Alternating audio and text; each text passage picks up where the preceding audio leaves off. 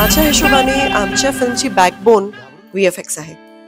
मराठी सिनेमात ह्या लेवलचा VFX बघायला तुम्हाला पहिल्यांदा मिळणार. अशाही पद्धतीचा सिनेमा मी केला नव्हता की ज्याच्यामध्ये एवढं जास्त VFX असतं. VFX टीमचं पण विशेष कौतुक वाटतं. खूप उत्सुकता होती की हे आपण कसं करणार आहोत.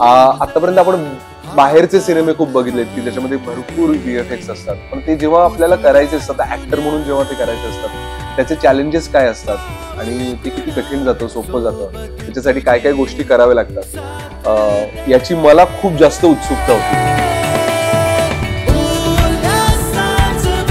एखादी गोष्ट जेन्युइन वाटणं, जी इमॅजिनरी आहे, त्याच्यात VFX टीमचं खूप खूप काम जास्त असतं.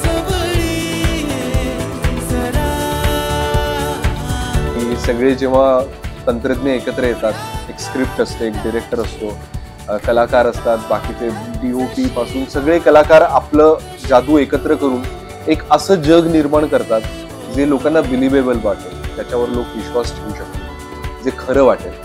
आणि या अशा खऱ्या विश्वात आपण खरेच एक मॅजिकल, एक जादुई गोष्ट जर आपण ऍड करणार असू तर ती कशा पद्धतीने केली जाणार आहे याची मला खूप जास्त उत्सुकता होती. त्याचबरोबर मला वाटतं स्वप्नील आणि भाऊ यांच्याबरोबर आम्ही जिथे शूट केलं ती एक फॅन्टसी अशी एक जागा दाखवली आहे. तर त्या जागेचं पण स्ट्रक्चर काय असेल, ते दार उघडल्यावर मला काय दिसणार आहे, काय नाही दिसणार आहे, त्याचा आवाका किती मोठा आहे, हे सगळं आम्हाला इमॅजिन करावं लागत होतं, कारण त्या प्रत्यक्षात त्या गोष्टी तिथे नव्हत्या.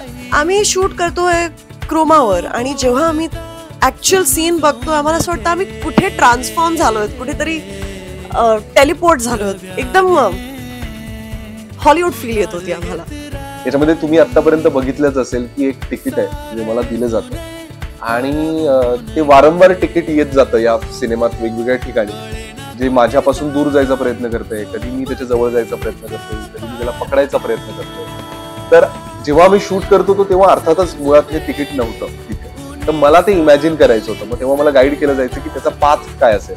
ह्या चित्रपटात एक इमॅजिनरी वर्ल्ड आहे. त्या इमॅजिनरी वर्ल्डचं जे ग्रँड्युअर आहे ते तुम्हाला मोठ्या पडद्यावर बघायला खूप मजा येईल आणि ते तुम्ही मोठ्या पडद्यावरच बघायला पाहिजे, कारण त्याची जी ब्युटी आहे आणि आमच्या VFX टीमची जी मेहनत आहे त्याला जस्टिस देण्यासाठी तुम्हाला हा चित्रपट थिएटर्समध्ये जाऊनच बघायला पाहिजे.